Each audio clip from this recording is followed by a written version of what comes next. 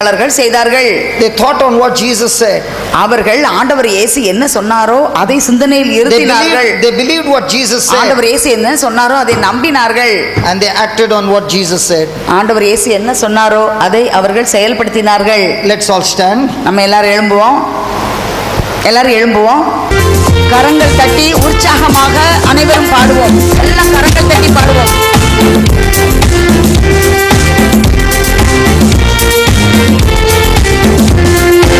இயேசுவின் நாமம் இனிதான நாமம், இணையில்லா நாமம், இன்ப நாமம். இயேசுவின் நாமம் இனிதான நாமம், இணையில்லா நாமம், இன்ப நாமம்.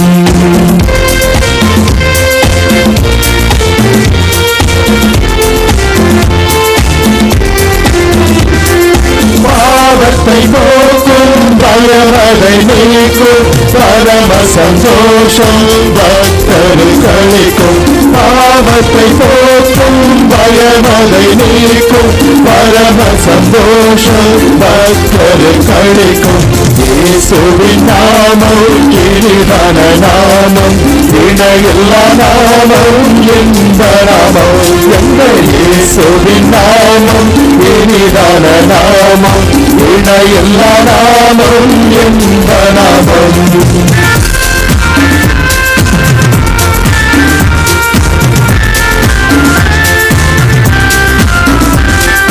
வானிலும் புவியிலும் மேலான நாமம், வானாதி வானவர் இயேசுவின் நாமம். வானிலும் புவியிலும் மேலான நாமம், வானாதி வானவர் இயேசுவின் நாமம். இயேசுவின் நாமம் இனிதான நாமம், இணையில்லா நாமம், இன்ப நாமம். எங்கள் இயேசுவின் நாமம் இனிதான நாமம், இணையில்லா நாமம், இன்ப நாமம்.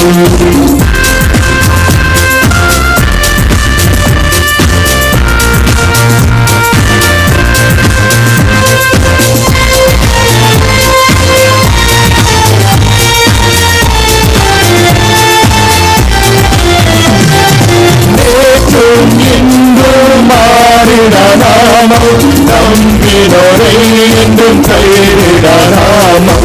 நேற்றும் இன்றும் மாறிட நாமம், நம்பினோரை என்றும் கைவிட நாமம். இயேசுவின் நாமம் இனிதான நாமம், இணையில்லா நாமம், இன்ப நாமம்.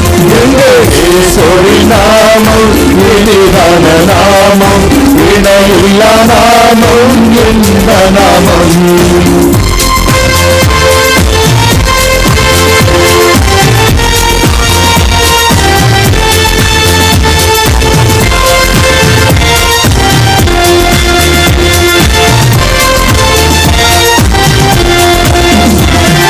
சாத்தானின் சேனையை ஜெயித்திட்ட நாமம், சாவட்டி சாசை துரத்திடும் நாமம். சாத்தானின் சேனையை ஜெயித்திட்ட நாமம், சாவட்டி சாசை துரத்திடும் நாமம். இயேசுவின் நாமம் இனிதான நாமம், இணையில்லா நாமம், இன்ப நாமம். எங்கள் இயேசுவின் நாமம் இனிதான நாமம், இணையில்லா நாமம், இன்ப நாமம்.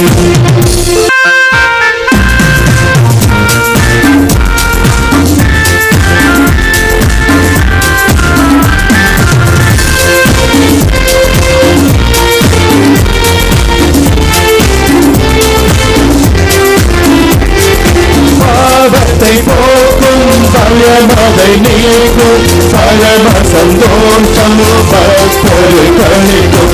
பாவத்தை போக்கும், பயமதை நீக்கும், பரம சந்தோஷம் பக்தர்களுக்கும். இயேசுவின் நாமம் இனிதான நாமம், இணையில்லா நாமம், இன்ப நாமம். எங்கள் இயேசுவின் நாமம் இனிதான நாமம், இணையில்லா நாமம், இன்ப நாமம்.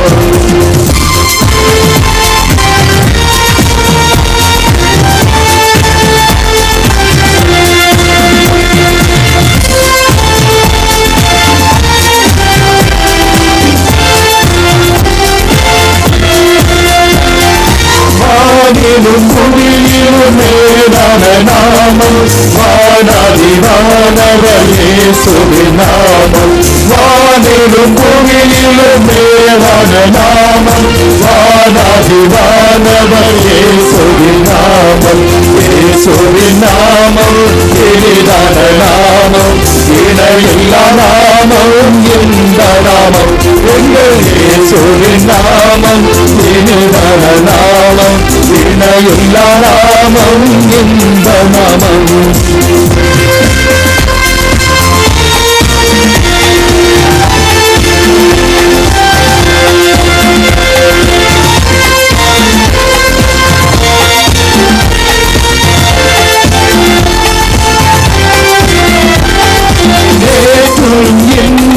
மாறிட நாமம் நம்பினோரை என்றும் கைவிட நாமம் ஏற்றும் என்றும் மாறிட நாமம் நம்பினோரை என்றும் கைவிட நாமம் இயேசுவின் நாமம் இனிதான நாமம் இணையில்லா நாமம் இன்ப நாமம் எங்கள் இயேசுவின் நாமம் இனிதான நாமம் இணையில்லா நாமம் இன்ப நாமம்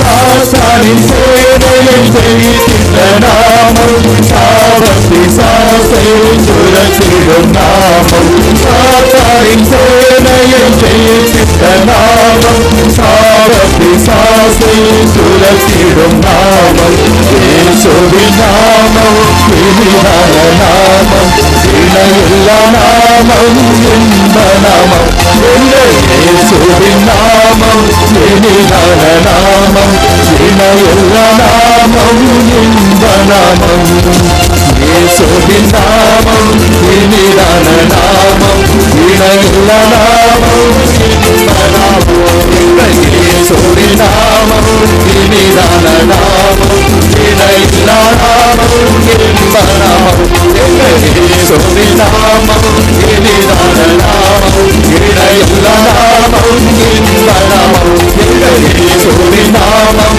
இனிதான நாமம் இணையில்லா நாமம் இன்ப நாமம் எங்கள் இயேசுவின் நாமம் இனிதான நாமம் இணையில்லா நாமம் இன்ப நாமம் எங்கள் இயேசுவின் நாமம் இனிதான நாமம் இணையில்லா நாமம் இன்ப நாமம். நம்ம நோட்ல இதை நம்ம எழுதிக்குவோம், சரியா? Tell them all that was taught in this yesterday and today we are giving you the summary. நேத்திக்கும் இன்னைக்கும் நம்ம கற்றுக்கொண்ட எல்லாவற்றையும் சேர்த்து ஒரு சுருக்கமாக நீங்கள் நினைவில் வைக்கக்கூடிய சில காரியங்களை இப்போ உங்களுக்கு சொல்ல போகிறோம். நீங்கள் அதை எழுதிக்கங்க, சரியா? நேற்றுக்கு இன்றைக்கி நம்ம படித்ததுடைய சுருக்கம், சம்மரி, சரியா? எல்லாம் பென் வச்சுருக்கவங்க, நோட்டு வச்சுருக்கவங்க எழுதிக்கங்க, சரியா? மொதல் பாயிண்ட்டு, நம் சிந்தனை. பென் வச்சுருக்கவங்கலாம் எழுதுங்க, நோட்டு பென் வச்சுருக்கவங்க எழுதுங்க. நம் சிந்தனை நம் ஆவியின் ஒரு பகுதி. நம் சிந்தனை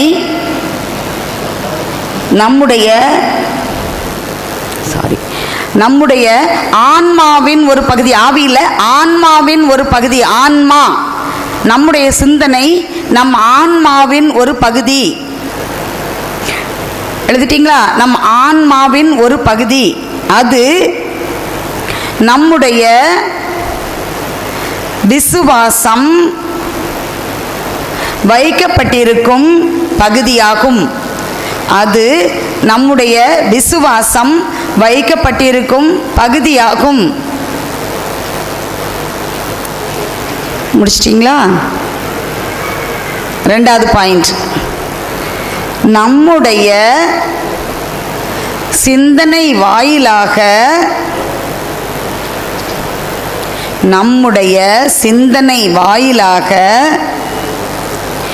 இயேசு நமக்கு என்ன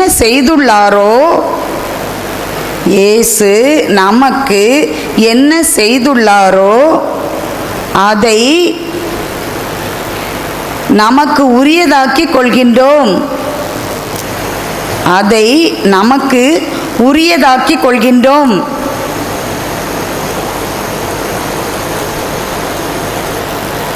மூணாவது பாயிண்ட், இதனால்தான் சாத்தான் நமது சிந்தனையை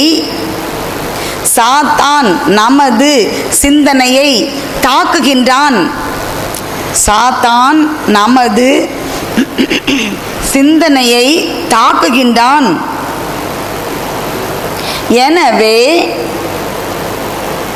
எனவே நாம் நம்முடைய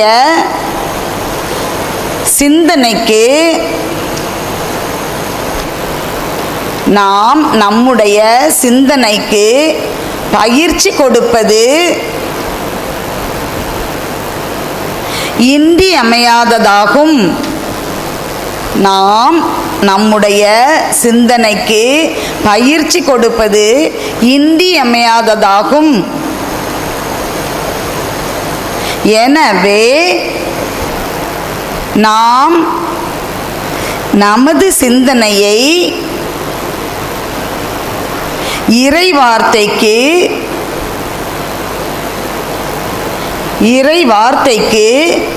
அடிபணிய செய்யும் போது நம் சிந்தனையை பழக்கப்படுத்துகிறோம்.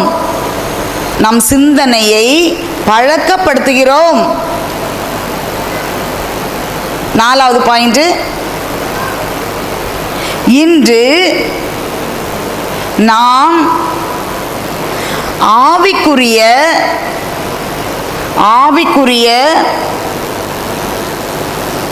போர் புரிகின்றோம். அது நமது சிந்தனைக்குள்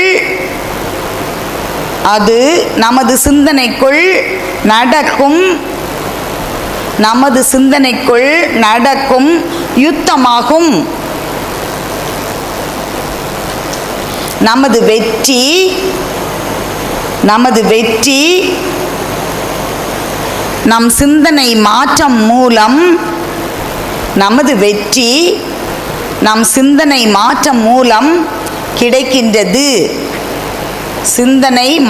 மூலம் கிடைக்கின்றது. எழுதிட்டீங்களா? Praise the Lord. Praise the Lord. Praise the Lord. Praise the Lord. Praise the Lord. Praise the Lord. Hallelujah. Hallelujah. So, the more and more we change our thinking in agreement to God's word, இறைவார்த்தைக்கு ஒத்ததாக எவ்வளவுக்கு அதிகமாக நம்முடைய சிந்தனையை நாம் மாற்றுகின்றோமோ, in our mind, நம்முடைய சிந்தனையில் the more and more faith gets established. அதிகமாக விசுவாசம் சேமித்து வைக்கப்படுகின்றது, அது அங்கு தேக்கி வைக்கப்படுகிறது. Many people have this understanding. நிறைய பேருக்கு இந்த புரிதல் இருக்கின்றது. Faith is a feeling. விசுவாசம் என்பது ஒரு உணர்ச்சி. Faith is not a feeling. விசுவாசம் ஒரு உணர்ச்சி கிடையாது. Faith is a believing. விசுவாசம் அப்படிங்கிறது ஒரு நம்பிக்கை சம்பந்தப்பட்டதாகும். Faith is when you agree to God's word. விசுவாசம் என்பது நீங்கள் இறைவார்த்தைக்கு ஒத்திருக்கின்றீர்களா என்பது. Even though you do not have physical evidence in your favor. உங்களுக்கு சாதகமாக கண்ணால் காணக்கூடிய எந்த தெரிவுகளும் இல்லாவிட்டாலும் நீங்கள் நம்புவது, அதுதான் விசுவாசம். Okay, the next thing that we got to see, இரண்டாவது காரியம் நம்ம என்ன பார்க்க வேண்டும் என்றால், most of us believe நிறைய பேர் நம்ம இப்படி நம்புறோம், that God is going to do things for me. கடவுள் எனக்காக காரியங்கள் செய்ய போகிறார். When I pray to him, நான் அவர்ட்ட ஜெபம் பண்ணும்போது எனக்காக செய்கிறார். But when you look into the mirror, ஆனா இந்த ஆவிக்குரிய கண்ணாடியை பார்க்கும்போது the Bible says entirely different. Bible ரொம்ப வித்தியாசமாக முரண்பாடான காரியத்தை கூறுகிறது. I'm going to show you the scriptures. நான் உங்களுக்கு வசனங்களை காட்ட போகிறேன். Praise the Lord. Praise the Lord. Hallelujah. Hallelujah. Hallelujah. Hallelujah. Hallelujah. Hallelujah. Thank you, Jesus. நன்றி இயேசுவே. How many of you want God to choose you? To choose to choose you எத்தனை for பேர் his kingdom. How many of எத்தனை you want? பேருக்கு என்ன ஆண்டவர் தன்னுடைய இறை அரசுக்கு தேர்ந்து கொள்ளணும் அப்படின்னு விரும்புறீங்க? Praise God. Praise God. Good news. இது நல்ல செய்தி. Open to Ephesians 1:4 எபேசியர் 1:4 எடுத்துக்கொள்வோம். and see what God has to say. ஆண்டவர் என்ன சொல்கிறார்னு பார்ப்போம். 1:4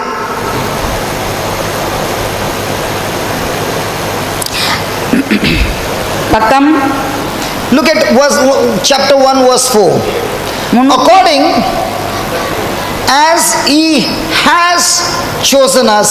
He's not saying he will choose us. He has chosen us in Christ Jesus when? Before the foundation of the world. எப்படி அவர் நம்மை தேர்ந்து கொண்டார் என்று இங்கே சொல்லியிருக்குது. நாம் தூயோராகவும் மாசற்றோராகவும் தம் திருமுன் விளங்கும்படி உலகம் தோன்றுவதற்கு முன்பே கடவுள் நம்மை கிறிஸ்து வழியாக தேர்ந்தெடுத்தார். Now how many of you are going to God and saying, God please choose me? எத்தனை பேர் கடவுள்கிட்ட போய் சொல்றீங்க, ஆண்டவரே உமது அரசுக்கு என்னை தேர்ந்தெடுத்து கொள்ளும் அப்படின்னு?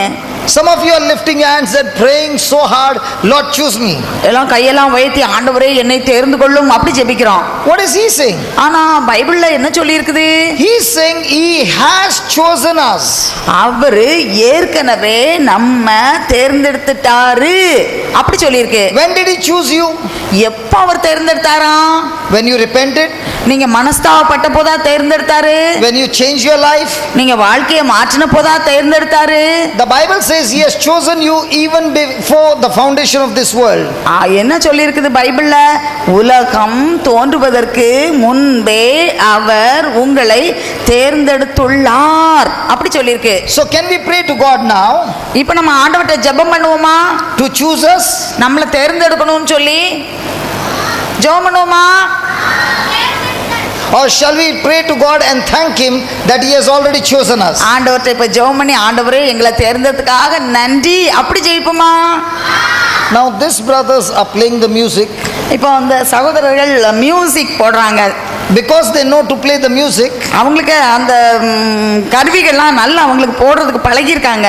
they can play the music again and again. அப்ப திரும்ப திரும்ப திரும்ப அதை போட்டு போட்டு அவங்களுக்கு பழக்கம். Because now they know and they know and they know that they can play. இப்போ அவங்களுக்கு நல்லா அதை வந்து அந்த இதை ப்ளே பண்ண முடியும் அப்படின்னு ரொம்ப நல்லா அவங்களுக்கு தெரிந்திருக்கிறது. They have the confidence to play in front of so many people. நிறைய பேர் இருக்கும்போது நல்ல நம்பிக்கையோட அவங்களுக்கு அதை ப்ளே பண்ண முடியும். But could they play in the beginning when you brought the instrument new for the first time? முத படிச்சுட்டு அப்படி வரும்போது உங்களுக்கு அப்படி நம்பிக்கை இருந்ததா? ஃபர்ஸ்ட் வரும்போது? No. அப்படி இல்ல. முத So as you began to learn, நீங்க அப்படி திரும்ப அதை படிக்கும்போது பிராக்டிஸ் பண்ணும்போது your confidence came. உங்களுக்கு அந்த நம்பிக்கை வந்தது. Now even in sleep if I ask you play that music, தூங்கிட்டு இருக்கும்போது கூட இந்த பாட்டை போடுங்க அப்படின்னு சொன்னா நீங்க உடனே correct? போட்டுருவீங்க. In the same way, அதே மாதிரி தான் when you renew your mind and change your thinking and believe that God has chosen me, God has chosen me, God has chosen me, God has chosen me, when you get that confidence, you will be walking with the anointing of the Holy Spirit. அப்படிதான் நீங்களும் உங்க சிந்தனையில கடவுள் என்னை தேர்ந்தெடுத்திருக்கிறார், கடவுள் என்னை தேர்ந்தெடுத்திருக்கிறார், தேர்ந்தெடுத்திருக்கிறார், தேர்ந்தெடுத்திருக்கிறார் அப்படி திரும்ப திரும்ப திரும்ப சொல்லி நீங்க நம்பும்போது நீங்க ஆண்டவருடைய ஆவியிலே நடப்பீர்கள், வாழ்வீர்கள். Why do you want God to choose you? எதுக்கு கடவுள் உங்களை தேர்ந்தெடுக்கணும்? Some want God to choose them for singing. சில பேரை பாடுறதுக்காக தேர்ந்தெடுத்திருக்கிறாரு. Some want God choose them to play music. சில பேர் இப்படி மியூசிக் போடுறதுக்காக தேர்ந்தெடுத்திருக்கிறாரு. Some want God to choose them for preaching. சில பேரை இப்படி செய்தி கொடுக்கிறதுக்காக தேர்ந்தெடுத்திருக்கிறாரு. For so many other activities. நிறைய செயல்களுக்கு தேர்ந்தெடுத்திருக்கிறாரு. But why has God chosen you before the foundation of this world? எதுக்கு இந்த உலகம் தோன்றுவதற்கு முன்னாலே எதுக்கு அவர் உங்களை தேர்ந்தெடுக்கணும்? Read the next line. அதுக்கு அடுத்த லைனை வாசிச்சு பாருங்க. He has chosen us so that we should be holy and without blame before him in love. நாம தூயோராகவும் மாசற்றோராகவும் தம் திருமுன் விளங்கும்படி அவங்க முன்னால, ஆண்டவர் முன்னால தூயோராகவும் மாசற்றோராகவும் நம்ம இருக்கும்படி தான் நம்ம தேர்ந்தெடுத்தார். So why has God chosen you? உங்களை எதுக்கு தேர்ந்தெடுத்தார்? To live a holy life. ஒரு நல்ல பரிசுத்தமான தூய்மையான வாழ்க்கை வாழுவதற்கு. To live a life of love. அன்பின் வழியாக, அன்பை அடித்தளமாக கொண்டு வாழ்வதற்கு. Now supposing there is a child இப்போ ஒரு குழந்தை இருக்குது, which is studying in standard 5. 5ஆம் கிளாஸ் படிக்கிற குழந்தை. Every time the child is studying hard, ஒவ்வொரு தடவையும் அந்த பாடத்தை நல்லா படிக்கும்போது, on the day of exam அன்னைக்கு doesn't write the paper, doesn't write the answers. Answer எழுதவே இல்லை. Will he pass? அப்போ அந்த குழந்தை பாஸ் ஆகுமா? எக்ஸாம்ல சரியா எழுதலைன்னு சொன்னா பாஸ் ஆகுமா? So will he be promoted to the next class? அப்போ அடுத்த 6ஆம் கிளாஸ்க்கு போக முடியுமா? போக முடியுமா? பாஸ் ஆகலன்னு சொன்னா. Praise the Lord. Praise the Lord. Only when he passes the test, அந்த தேர்வுல பாஸ் ஆனா தான் he will get promoted to the next class. அடுத்த கிளாஸுக்கு அவங்களுக்கு ப்ரமோஷன் கிடைக்கும். In the same way, அதே மாதிரி தான் God is saying to you, கடவுள் இன்று உங்களுக்கு சொல்கின்றார், I have given you my word, நான் என்னுடைய வார்த்தையை உங்களுக்கு தந்திருக்கின்றேன், I have given you my spirit. என்னுடைய ஆவியை உங்களுக்கு தந்திருக்கின்றேன். Using my word and my spirit, என்னுடைய வார்த்தையையும் என்னுடைய ஆவியையும் நீங்கள் பயன்படுத்தி in every relationship with one another, உங்கள் ஒருவர் மற்றவரோடு இருக்கின்ற அந்த உறவிலே pass the test of holiness. நீங்கள் பரிசுத்தமாக வாழ்கின்ற அந்த தேர்விலே நீங்கள் பாஸ் ஆக வேண்டும். Pass the test of love. அன்பின் வழியிலே நடக்கின்ற அந்த தேர்விலே நீங்கள் பாஸ் ஆக வேண்டும். Now you will see, இப்போது நீங்கள் காண்பீர்கள், your life is a life of promotion.